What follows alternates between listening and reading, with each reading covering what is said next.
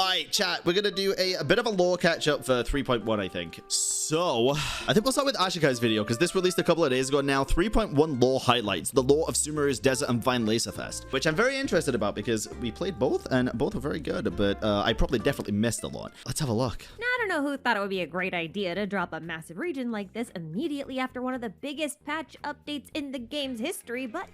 Okay, listen, I wanna quickly touch on this point that Ashikai is kind of making here. I have a slight problem with the 5-week. I understand why they're doing it, and it's perfectly fine. Obviously, I'm not saying I have a problem with it in that sense, but the 5-week patch cycle instead of 6-week has been affecting me in a way that I didn't expect it to. Because of the amount of content that we're getting in these 5-week patch cycles, we're getting 5-hour-long Archon quests, 12-hour-long world quests, tons of different events, and everything else along with it. The way that I stop myself from burning out on Genshin is by playing other games as well. And I felt so kind of rushed into doing everything in Genshin that I haven't really had time to play other games unless I stay up late and then miss sleep and stuff. That burnout has been slowly creeping in for the first time in an entire year. I can't wait for the 6 weeks back, personally. I can't. I think it's going to be great. Obviously, I know that's different for a lot of people. A lot of people prefer the 5 weeks. I also feel like it wouldn't have been as bad if the 5-week update patch cycles were done when it wasn't huge content patches like this, because it's kind of insane. We literally get new areas, we get new quests, world quests, Archon quests, story quests, everything. It's just a lot, dude. But then when we get the 6-week patches and we're not going to have those huge updates, it's going to feel even longer than 6 weeks. So I don't know, it's just a weird place. Here we are. It's a now, weird unlike thing. version 3.0, where it was just like a lot of information that needed to get distilled, Let me move this. 3.1 didn't have nearly as much information, but they scattered it Is it loud enough? everywhere. So it took a long time to collect. But if you weren't here for the last highlights video, I was. here's how this works. I have gone through all of the Archon quests, story quests, world quests, and event quests, and all of the etc. little notes scattered around the world and all that other kind of stuff. And I have distilled all of the important lore bits and compiled them into one handy video just for you. But Okay. keep in mind that this video is only meant to compile the things that we have learned and condense new information, and it is not meant to be a quest recap. I'm making this video assuming that you've either done all of the quests or watched somebody else do them. Fair. Now, specifically, though, I am expecting you to have witnessed all of the quests that I have listed on screen right now. I've done Sinnoh story quest, Nilo story quest, King Deshret and the 3 Magi, Dreams, Emptiness, and Deception, I think. I've done the Valley of Dari. I've done Escape from the Hospital. I've done the first part of Golden Slumber. I should be fine Pause the here. video, double check the list if you're sensitive This will be about fine, spoilers, right? because we're about to enter the spoiler zone. Spoiler zone. It's like the Withering Zone, but worse. Okay, time for the juicy stuff. Starting off with the Sandstorms and the Wall of Samuel. It's a weird place to start, I know, but I want to amend something I said in my 3.1 analysis about how it was weird that there was a wall to keep out sandstorms when the desert sand is actually beneficial to rainforests because it's very rich in nutrients. Sure. As it turns out, the sandstorms in Sumeru may also contain fertile sand, but the storms that they're carried in are a manifestation of the Withering. So technically, the Wall of Samuel is built to keep out the Withering storms and not the sand. In fact, it's possible that the abyssal monsters, like the Rift Wolves, actually caused the sandstorm, since the Rift Wolves were previously linked to the Withering during the Aranyaka quest, and Candace just fights them during the sandstorm, because when sandstorms come, apparently monsters come. That makes sense, right? Now, while the wall was built to stave off these storms of death, it's worth pointing out that the earthquakes that plague the desert are also considered to have the same source as the sandstorms, namely the Murana, or whatever the source of the Murana is, right? The sickness and the Irminsul. Now, dipping a little bit into the theory territory for a second, it's starting to seem like any and all natural and unnatural disasters can be caused by the Murana. It's called the Withering in Sumeru, but I wonder if the holy soil bleaching in Watatsumi Island and the eternal snowstorm in Dragonspine might also fall under the same category. That's interesting. And wait, okay, so Withering. Do we know much about, because Durin's stuff was red and the tree in Dragonspine is also red, right? Do we know if that's anything to do with Withering? Or is that just like from the old Albedo event that I don't know? You think there's just Durin? Interesting, okay. Murana straight up means death, so it's possible that it can take any numbers of forms so long as it's destroying something. Fun fact, the big red swirly thing above the Scarlet King's pyramid is actually a sandstorm of all things. And there's another sandstorm-like tornado in the north of the desert that glows with a suspicious blue light that's awfully reminiscent of the glow of a celestial nail. Yes, it is, and I hope we get to experience that in like 3.3. Listen, I'm not being funny. Listen. As much as I love new areas and I love new content, I adore it. Part of me really hopes that we don't get a whole new area to explore in this next coming patch in a couple of days, dude. There's just so much to catch up on and so much to do. I don't want a whole other area, dude. Please let us do it in 3.3 when the 6-week patch cycle comes back. Now, I repeat this theory a lot, and Please. you can click this video here if you want to see the whole theory, but that was a cool generally theory. speaking, I think celestial nails are used to repel abyssal leakage. So, having one in the middle of a freaking massive sand-nado that's probably caused by the abyss-adjacent Marana monsters might make a lot of sense. Yeah. Now, on a similar but kind of unrelated topic, let's talk about this whole mad scholar thing. So in the Archon quest, a bunch of mad scholars got kidnapped in order to have their brains sucked out metaphorically by an Akasha headset. The logic of this was kinda weird, so let me see if I can't simplify it. If you recall from the Lazo trailer, Dottore said that divine knowledge cannot be rationally comprehended. True. Now by that logic, knowledge that can be rationally comprehended is not divine and therefore cannot be used to create an artificial god of wisdom, which is what's... Hold on, because, oh my god, listen, I'm a little bit smooth-brained sometimes. I need to re-listen to that because holy shit, that hurt my head a little bit. From the Lazo trailer, Dottore said that divine knowledge cannot be rationally comprehended. Now by that logic, knowledge that can be rationally comprehended is not divine and therefore cannot be used to create an artificial god of wisdom, which is what Scaramouche is supposed to be, because a god of wisdom obviously needs divine knowledge, I guess. Fair. Hold on a second. But scholars like Hypatia have been trying to connect their minds to the Irminsul tree for a long time, but most of those who succeed go mad. The assumption here is that those who went mad because of this must have made contact with divine knowledge that they could not comprehend, so it drove them mad. That's what I think. That makes sense to me. So, the academia sucks it out of their brains, stuffs it into a divine knowledge capsule, which we'll talk about in a bit again, and feeds it to Scaramouche so that he can become their massive wisdom god mecha machine thing. Jesus. Yeah, I don't follow it either. But when they're not being kidnapped and having their brains sucked out, the mad scholars are known to the people of Aru Village as village keepers. Basically, the academia When Ashikai doesn't follow something, that's crazy, dude. allows these mad scholars to keep their Akasha terminals so that they can track their whereabouts, which is sketchy. But that lets Kusanali access their minds directly. Now, while she can't restore their minds, she can stabilize them and lend them her power remotely, which can then be used to prevent damage from earthquakes and stuff to Aru Village, hence the whole village keeper thing. Dude, that was a cool cutscene. She can't stop the brain sucking, though, and that's how we get divine knowledge capsules. And obviously normal knowledge capsules, except those come from, normal people and Irminsul and not just mad scholars. But anyway, according to Dory, canned knowledge, aka knowledge capsules, comes with some caveats, which we were not aware about before. First off, just like your typical USB drive, knowledge capsules can contain data of any kind, even false data. That's new information. See, when she said that kind of baffled me a little bit.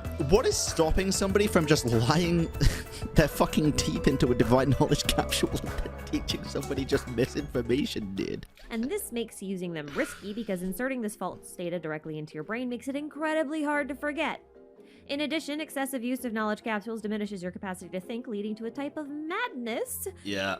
And you can kind of think of this as a sort of drug that enhances your mental acuity, beneficial at the correct dosage, but dangerous outside of that. Now, since we know the sages are extracting knowledge out of mad scholars, believing them to have divine wisdom locked away in their muddled little brains, it's actually quite likely that there are many divine knowledge capsules in circulation, and at least probably some a lot of them with false seem data. to bear a message from Ruka Devata or a warning. But World I forget have me. to wonder, why is divine knowledge necessary to construct a god? And why would something like a gnosis not be sufficient? When gnosis literally means knowledge and it's like the heart of a god. Does that not make sense to anybody else? Like, consider the case of Rukkhadevata and Kusanali. I've never really thought about that. It's not entirely clear that divine knowledge is needed. So that means they either have it inherently, or they just don't need it because it's not a real thing. When the sages found Kusanali 500 years ago, they expected her to be brimming with wisdom, like naturally, from the get-go, just like their beloved Rukkhadevata. Except what they discovered was a very young god whose mind was only at the level of a normal human child. This is a big deal. I'm sorry. It's funny when you hear it, Nate. She has the mind of a human child. It's basically Klee, dude. Like, come on. There are a few things we can learn from this.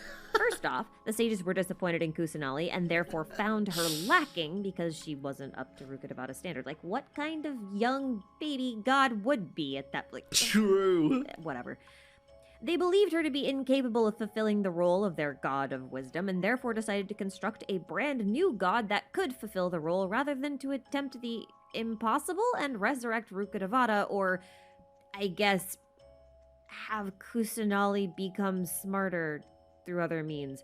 Does it not strike anyone else kind of weird that, like, knowledge capsules, especially divine ones, could, you know, just be given to Kusanali to make her smarter if she's already lacking? Well, yeah, but if a lot of people don't know what's in the divine knowledge capsules and it could be misinformation, why on earth would you give that to an Archon that could go mad? Because then you get a mad Archon. Like, I don't know.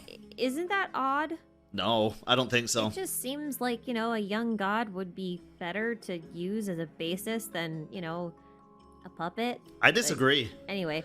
I disagree, because again, if it's got misinformation and she hasn't gone mad because of it, you've got a mad Archon on your hands that is going to be incredibly more powerful than a puppet, I would assume. The second thing we can glean from this is that Kusanali's current knowledge is a result of her own hard work and studies over the course of her 500-year-long life. True. Meaning, she required a manual process to gain wisdom, and something like a gnosis, which literally means wisdom, like I mentioned before, cannot actually make her wise, otherwise it would have been used regardless of whether or not it was being used currently to power the Akasha, because, you know, priorities. Do you want a new god of wisdom, or do you want to shut down the Akasha for a little bit? True. Seems like a pretty even... Yeah, chat, those of you say you don't feed us a random information, you feed a proven research. Wasn't it told in the story that you can't, like, tell exactly what is in knowledge capsules and tell if it is proven knowledge or misinformation, because they just straight up extract it from the minds of the people and put it in a divine knowledge capsule? So there's no way of knowing. There'd be no such thing as proven research. It doesn't exist in that form.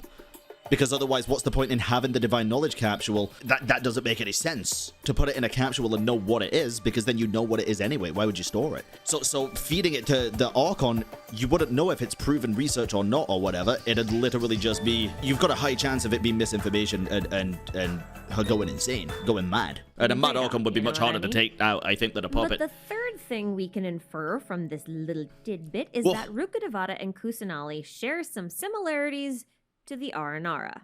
That was a leap. I know, I'm sorry. If you don't remember, the Aranara have powers that are directly tied to their memories. An Aranara that accrues a lot of memories can become an Ashvata tree. Yeah. But using large amounts of power burns through those memories, causing them to forget things. So it's like, you know, magic fuel, sort of. Rukkhadevata used all of her power to turn into the Urbinsol tree, and then, Kusanali was born. As it turns out, Rukkhadevata shares this trait. Now, towards the end of the Archon quest, we're shown an incident from several thousand years ago when the Scarlet King acquired forbidden knowledge, and it brought disaster to the land. Yes. Rukkhadevata couldn't save him, but she was able to protect a lot of their people at the cost of an enormous amount of her power, which caused her body to shrink. Yep. Now, here's the thing. This is not the first time we've seen this happen to a god. During the Moon Chase Festival, we learned that this also happened to Guoba. As Marcosius, he used up all his power and regressed, losing much of his intelligence and shrinking in size. That sets a precedence for this to not just be a Ruka thing, but a god in general thing, which is something else we'll talk about probably in its own video. But it is worth pointing out that this event with the Scarlet King would have had to take place about 2,000 years ago, if not more, which would be about the end of the Archon War or even during the Archon War, meaning Rukkhadevata would not have been an Archon yet. This means this Rukkhadevata, who looks to be about 25-ish physically, reverted back into this body that looks to be about 14-ish physically. And that was before she became the Archon. which might be why the statue of 7 is too big to be Kusanali. It's not her. It's not the right proportions, right? It's a shrunken Ruka Devata, which means it's very likely that the statues of 7 are only made for the original Archon and not the current one. So, anyway, that was a side note, sorry. Ruka Devata shrunk once at least 2,000 years ago, and then she shrunk again when she went to Irminsul. So, the question becomes, why isn't Kusanali considered Ruka Devata? What is it that Kusanali lacks, if anything? Because It might not be something. Because divine knowledge, again, might not be necessary. It might not be the difference between Kusanali and Ruka Devata.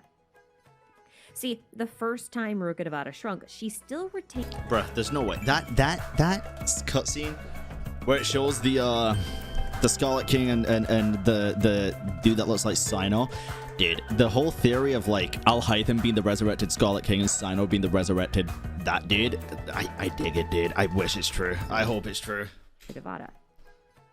See, the first time Ruka Devata shrunk, she still retained enough of her memory and power to also retain her identity. True. Just like Guoba. But the second time she shrunk, she basically became a blank slate. No memory means she has to make a completely new identity from scratch. So she effectively becomes an entirely different person. It's not a reincarnation. It's not like a clone, it's just a complete regression. So you could argue that it's not that Kusanali doesn't have divine knowledge, it's that she doesn't have the same level or amount of accrued knowledge that Ruka Devata had. And that also might mean that in, distilling all of this questionable information that they don't understand from these mad scholars that touched an infected tree, that these sages might actually be further corrupting Scaramouche even more than he already is. I think, and I could be totally wrong here, but this is my thoughts. Like, I personally believe that Kusanali is Ruka Devata. I think, obviously, when she shrunk. She might have used even more power to store the memories in the Irminsul tree. Do the same thing as the Aranara, where obviously she came back as Kusanali without the memories, and then obviously developed new memories on the way, and the other memories are still inside the Irminsul tree. That's what I think. I don't think they're two totally separate entities completely. I think they are the same entity. I think the memories is the only difference. But that's my thoughts. I don't think anything can really change my personal mind on that, because I saw that in the cutscene when it happened, and that's what I instantly thought from that moment. I guess we'll have to wait and see. Which will probably make him less stable, which is probably not a great thing, so that's something to look forward to. But regardless, when it comes to Ruka Devata and Kusanali, you're kind of left with a Ship of Theseus situation.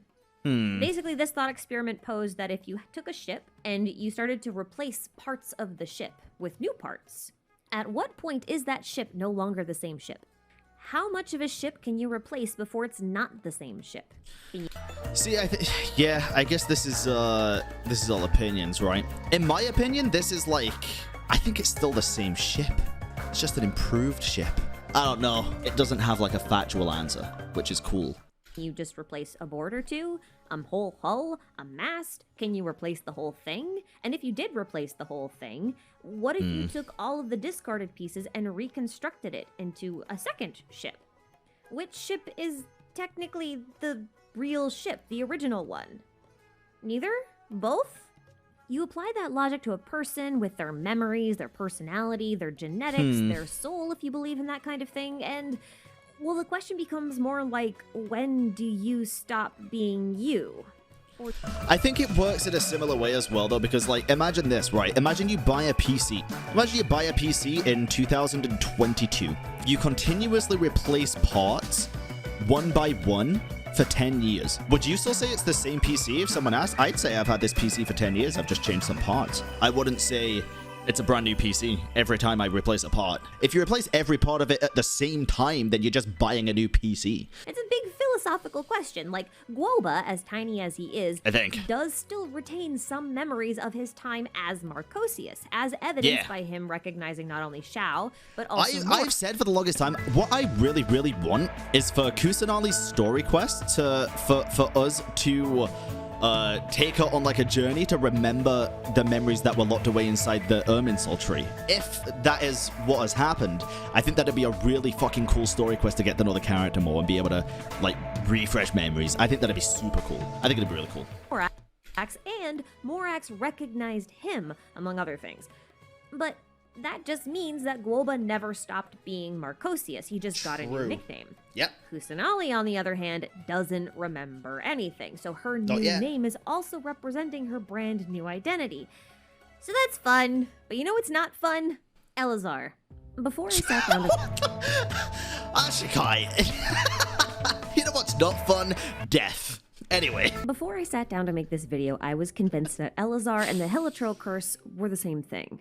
Do I still think that? Wait, really? Well, yes and no. Ooh. So in the abandoned hospital and the ruin golem in the Valley of Dari, you can find notes describing diseases that sound fairly similar to each other, but with some notable differences. We know the cases in the hospital are Eleazar, but the ones in the Dari golem are a little bit more unclear. Although a lot of the symptoms and the descriptions in the notes seem to be describing a Hilichurl, so Is Collie going to become a Hilichurl? I'm in favor of assuming that this is describing the process of turning into a Hilichurl, especially based on where you find these notes. Now, if you compare the symptoms of Eleazar to the symptoms that are described in these notes that I think belong to Hilichurl cursing, you'll find that some of them overlap.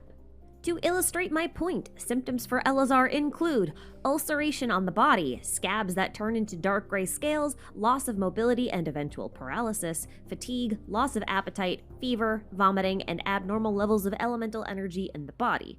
Now, symptoms for the Hilichurl curse include facial ulceration, peeling skin, language impairment, mental deterioration, proliferation of hair growth, necrosis in the limbs, and hallucinations.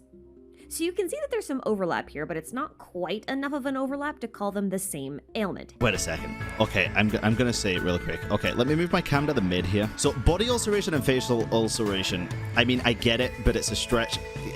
This feels like Googling your symptoms, dude. And loss of mobility and eventual paralysis and necrosis of the limbs are kind of different things. Necrosis in the limbs mean the limbs completely die, right? I think this is a little bit of a stretch. Personally, this idea of increased elemental energy in the body from Eleazar lines up with... It's like if you Google, like, I've got a stomachache, what could it be? And then Google's like, it's cancer. You're going to die. Like, Google, shut the fuck up. It's just a stomach bug. There's similar stuff, but I don't know about an overlap. Theory I had about elemental energy being similar to radiation in terms of how it behaves. I'll leave a link in the description to that video if you're interested. But Eleazar lines up really well with the symptoms of radiation poisoning, which include blisters and ulcers on the skin, vomiting, fever, hair loss, loss of appetite, disorientation, atrophy of the body, skin peeling, and fibrosis, mostly keloids. As you can see, the three ailments have quite a bit more overlap, which suggests they're at least related. Or they at least have the same root cause, which is excessive... I don't know about this. Listen, whenever anything goes into, like, symptoms, and I see loss of appetite, fever, vomiting, disorientation, it's like the most common things for anything, dude. I could eat a funny piece of chicken and I'd get all of those. I don't know. Elemental energy in the body. Now, they may have the same root cause, but the differences in symptoms are most likely due to variations in the type of exposure, the duration of the exposure, and the amount of energy the patient was exposed to. In my opinion, a Hili curse seems to be a more severe variation than Eleazar, since it can't be treated. Now, I want to reiterate that Eleazar is known to be a manifestation of the Withering, and it was also the result of King Deshret's pursuit of forbidden knowledge that infected the land, because it only appeared after he did that. Now, most assume that this Withering means it sucks the life out of a place, but it is equally possible that the Withering is the exact opposite and is simply overloading areas with elemental energy. It's a little similar to how you can dump an entire container of fertilizer onto a plant. The fertilizer might actually be good for the plant, but in that high of a dose, it'll actually overload the plant, it'll burn the roots, and the plant will then wither.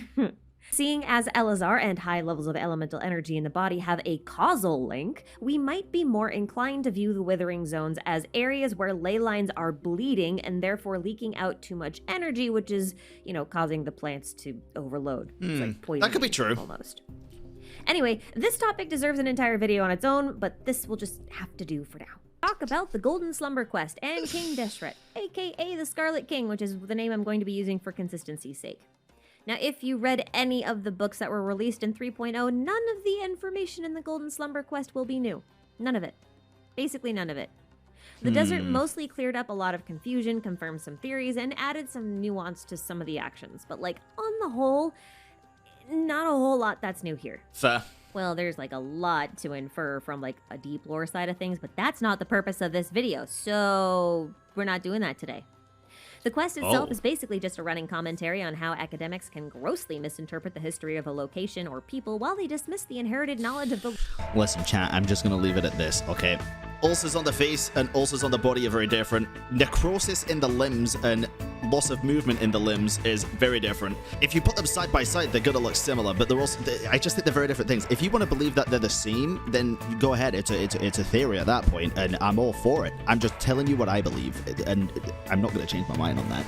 It's just like saying in real life... local population. But that's just my thoughts. For example, Tirzad suggests that the sun and the eye here symbolize the Scarlet King and that he's being propped up by 7 pillars. However, yeah, this was cool. we learned that the Scarlet King actually had 7 apostles.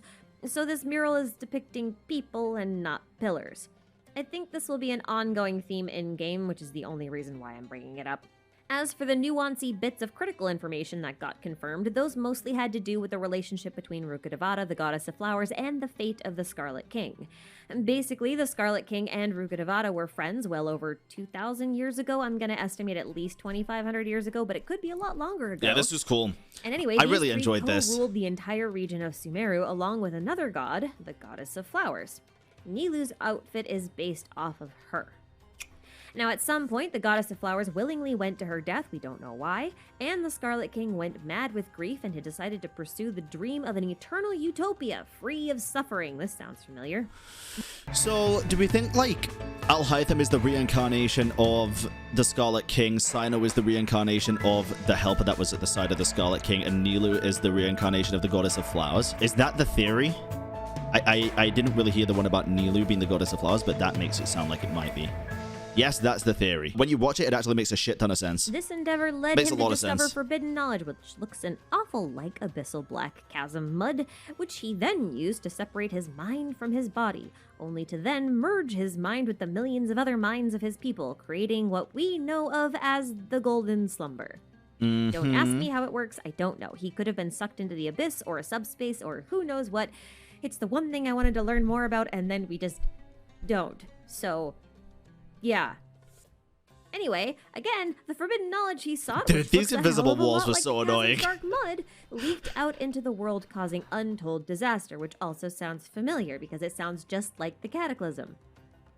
Now, Rukkhadevata used up a great deal of her power trying to contain it in order to save the people, which caused her to revert to a much younger form of herself.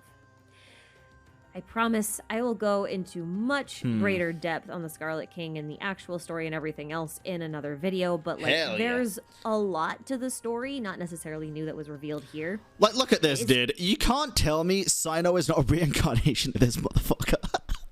Just not worth going over in, you know, like a highlights video. Oh, yeah. Do that today.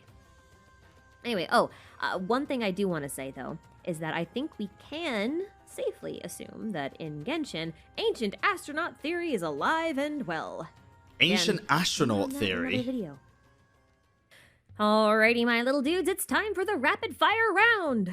This is a round where we just go off and rattle off a lot of tiny little lore bits that have no real long explanational sections. We're gonna start off with even if it's ancestors, then it was chat that said reincarnated. I kind of meant descendant, but earlier on I said a different word. It wasn't reincarnated or descendant. It was, I might have said relative or something, and chat said reincarnated, so I just kind of went with reincarnated. What is Razor then? What? Where did that come from? Razor's fucking monster dog boy, I guess. Akasha system. As it turns out, a good this boy. system can take previously acquired datasets and use them to predict new a dog? datasets. Razor's a human. A supercomputer. That's fun. I'm kind of fascinated by this because they used it to predict Sino's Is it? movements during the Archon quest. But that's not why it's interesting. See, the Akasha and the Irminsul parallel each other in a lot of ways. Like, they have a lot of little similarities. So I'm sitting here wondering, If the Akasha can predict the future based on past data, is it possible that the Irminsul is doing the same thing, just with like a much larger data set and a much greater processing capacity, right? Like, what if the Irminsul isn't actually responsible for a true and absolute fate, like... Dude, I still want to go back here because I still want to see what the fuck those red Canriar cubes are doing in the background of this tree, dude. Or if this is Canriar and we've actually stepped foot into Canriar. Our constellations might suggest, but is instead predicting fate based on past memories and actions. I want to go back there. I think that's very fun food for thought. I want to revisit this idea at some point. We'll see how that goes. Oh, I bet most of you, though, were surprised at the lack of Scaramouche in this video. There are two It's about as much as we've got in the trailers and game before. It just shows up to laugh at us. reasons for that. First, none of the information presented here was technically new. In fact, I've covered most of it in previous videos, so if you want details on his backstory or anything else, I will leave some links in the descriptions that you can check out. But secondly, y'all are gonna be sick of hearing me talk about him once 3.2 comes, so I'm just gonna spare you guys that pain for right now, alright? However, this cutscene was really there is cool. one thing I'd like to touch on in regards to his daydream cutscene, which is a bit of an ironic. Bruh. Dude, okay. I spoke about this the other day. I think I had a conversation with somebody in chat about this the other day, chat. And I definitely had a conversation with, like, Maples and MeToon about this the other day as well, off stream. However, okay, clearly we see Scaramouche here with a member of the Kadahara clan. Right, the blacksmithing, which is very interesting to me because Kazuha's story quest to me at the time was incredibly disappointing. People waited a very long time for Kazuha, and it was all about this stupid fucking sword. However, the sword was abandoned by its owner, just like Scaramouche. The sword went on its own journey and found its true self. Maybe that's what Scaramouche is doing. People, including me, think, obviously, with Scaramouche going on the same journey as this sword and both being involved with the Kadahara clan, that Kazuha and Scaramouche might end up either fighting or reconciling, and that's where Kazuha's story quest kind of meets with the main game, I guess, and it'd make a shit ton of sense. It would be the devs playing a very long game. I think they could have some very, very, very close similarities between the two quests, Kazuha's story quest and Scaramouche in the next patch, hopefully. Name when you remember that his mom's teaser was named Nightmare, but anyway. That thing is, the place Scaramouche was discarded in this cutscene. Outside a domain. The cutscene suggests that he was discarded in the slumbering court on Sayrai Island, but I'm like 70% sure that this is an animation error. The rest of his lore places him at the Ashikai Pavilion, which he identifies as his home in his artifact set, as well as, Kanazuka. It would be really odd, although not impossible, for him to be left at Sayrai Island and then, hitch a ride with pirates or something, fleeing the Thunderbird, I guess. But there's just no evidence of him being there apart from this one scene. And there's also no evidence that artifact domains share any lore relevance, location-wise, with the stories in the sets that they have. This would be a first, so I'm skeptical. Again, not impossible, but also not likely. We'll talk more about this in 3.2 when we do a complete Scaramouche analysis. I just want to touch on it. Maybe. I don't know. Wait, I think it makes sense. I don't know, maybe not. Maybe not. I don't know. I don't know. That's a weird one. It is an understatement to say a lot of people have pointed out how similar Cyno is to Razor. Origin, from their welcome hair in. And eye colors to their headgear to their vision placement. Bruh, I knew it. All you're saying I'm fucking copium, dude, based on this? All you're saying I'm copium? No way, dude. Cyno is to Razor. From their hair, eye colors to their head. Just lazy design overlap. I don't understand the people saying that because Cyno was literally in the manga and also in the trailer before the game came out. And Razor was in the CBT, yes, of course. However, I don't think it is lazy design. I don't think it is. Like, even the mark on Razor's right arm and the tattoo on Cyno's left, I don't know, dude. I don't know. Vision placements and the belts hanging off their waist, and even similar Cyno isn't new, the design. And both being possessed by a wolf or dog spirit. Razor's even wearing a Sumeru fabric for his shirt. All right. That said, I don't think they're actually related. That's fine. But Honestly, the relation isn't something that I'm bothered about. There could be a lot of different reasons for it. I just want the people that are saying they don't look similar at all to fucking open their eyes, dude. They do. The outfit designs are so similar, dude. They are so similar. Do you think it's possible that the spirits that possess them are related? See, Cyno is obviously possessed by a spirit akin to the jackal god of death, Anubis, but did you know that Anubis had another doggy relative? Yes, Wepawet. His name was Wepwawet. I hope I said that right, and he was often associated and confused with Anubis by academics since they have similar roles in Egyptian mythology. I just thought that was a neat tidbit in light of learning about how Razor's parents were adventurers. It's possible that Razor was actually born in Sumeru because of that, and that's how he got that spirit. Okay, we already knew that the wind was related to time because the god of time Istaroth is also known as the Thousand Winds, but Venti being Venti loves to make himself even more suspicious every time he shows up. Wait, how did Venti During make himself Divine more Laser suspicious? Venti summoned the winds of the far-flung past, which more or less meant that he carried messages or words from the past into the present. That's a special skill we did not know he had. I love the little lore bits here, and it's nice to see. Hold on. During the Vine Laserfest, Venti summoned the winds of the far-flung past, which more or less meant that he carried messages or words from the past into the present. That's a special skill we did not know he had. I thought we did know that. Am I stupid? I thought we did from his story quest when he showed Stanley. No? I thought we knew that already. Maybe I'm stupid. I love the little lore bits. It's not the here, same. and I don't it's see nice to how. Luke's dad was actually really proud of him, and that Kaya's Interesting, father though. didn't really want to leave him behind. That it's always been kind of weird to, look at like the bartending event and say, oh, Luke's dad was really hard on him. He must not have been like a really caring father, and then, Kaya's father left him behind, so he must have actually abandoned him and not felt too bad about it, or he wanted him to be a child spy or soldier or whatever. And it's just nice to see that that's not the case. Okay, I like that. Yeah. But it's also worth noting that Kaya's father didn't sound anything like Piero, so I don't think the whole Piero is Kaya's dad theory is gonna hold much water anyway. Hear me out here. Hear me out, okay? Grandfather. Just saying more. So, Piero for Kaya's grandfather theory. Let's go. Let's go! Oh, and before I forget, about Venti. You know how we usually get an Albedo event in December along with his rerun?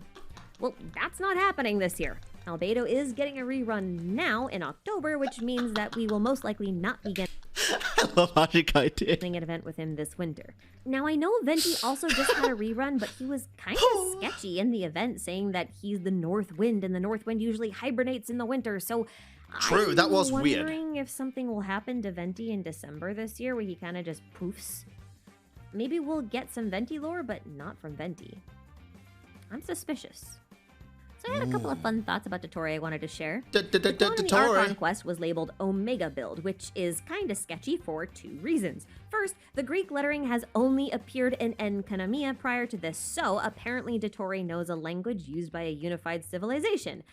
That's kinda sketchy. And second, there are 24 letters in the Greek alphabet, meaning Dottore may have up to 24 clones since Omega is literally the last letter in that alphabet. I'm just saying, dude, that sounds like a good time. So, 24 Dottores is yikes, okay?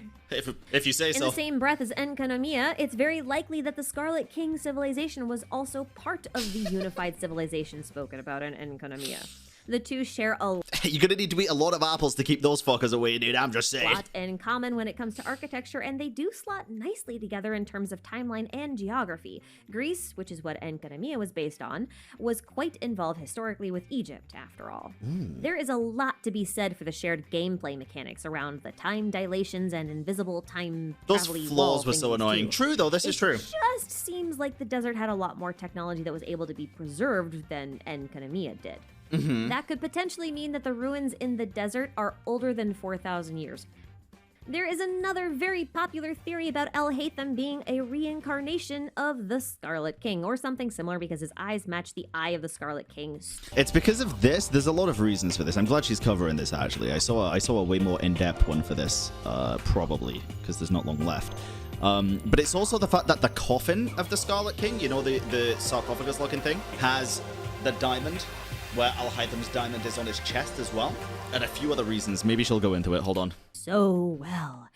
Now, I'm hesitant to buy into the reincarnation theory, but I do think it's possible he inherited something from the Scarlet King, Yeah, or, descendant. like Candace, is a descendant. Yeah! I wanted to point it out because Dia also has similar coloring, as does Candace. Al Haytham has the Scarlet King's pupil, Dia has the iris, and Candace has the purple outer rim. Will it mean anything? Who knows? Still worth thinking about. Hmm. But outside of the eye part of the Scarlet King, we have this black star, typically with 8 primary points. Oh. Now, the thing is, this symbol has mostly been associated with Conria prior to this, and more recently, the Abyss Order. Wait, where? The Dark Serpent Knights and the Abysslings have the black star on their chests and war. Oh, shit. I didn't pick up on that at all. I didn't realize it was a Camria star. What the fuck? I'm glad I'm not the only one. You never noticed? No, and it seems a lot of other people didn't either. Wow. The Dark Serpent Knights and the Abysslings have the black star on their chests and war banners, and Halfdan also has it on his military uniform. Now you pair this idea with the multiple references to the people of Dari, who are Conrians, and you realize it's quite possible that Sumeru is more closely connected to Conria than we thought, or that any other nation is, which is weird because we thought that was Mondstadt before. Especially since Dainsleif states that in the Chasm, the architecture we associate with Enkanomiya resembles the architecture in Conria. And since we already established that the Enkanomiya architecture and the desert architecture are quite similar with some minor regional differences, Conria could be an offshoot of this civilization and therefore have a similar architectural style. Okay. You can also kind of see it in their robots, which, while they use different languages to do so, both contain the same kinds of writing along their rims. Anyway, fun food for thought. Yeah, that's true. My brain is going to be so full, so stuffed full. Nom nom nom nom nom. Anyway, alrighty guys, that's all from me for now. I'll be back with some proper theories very, very, very soon. So stay tuned, pace yourself, and try not to get lost in the infinite underground hunting for bugs. There are so many tunnels. Tunnels. Yeah, I just stole from everybody else's worlds from the overground. I didn't even go underground, sorry. But you know what? It was worth it. Damn, that was a really good theory. Here, chat. Here's a link. Make sure you go sub to Ashikai as well. Definitely. There's the link to it.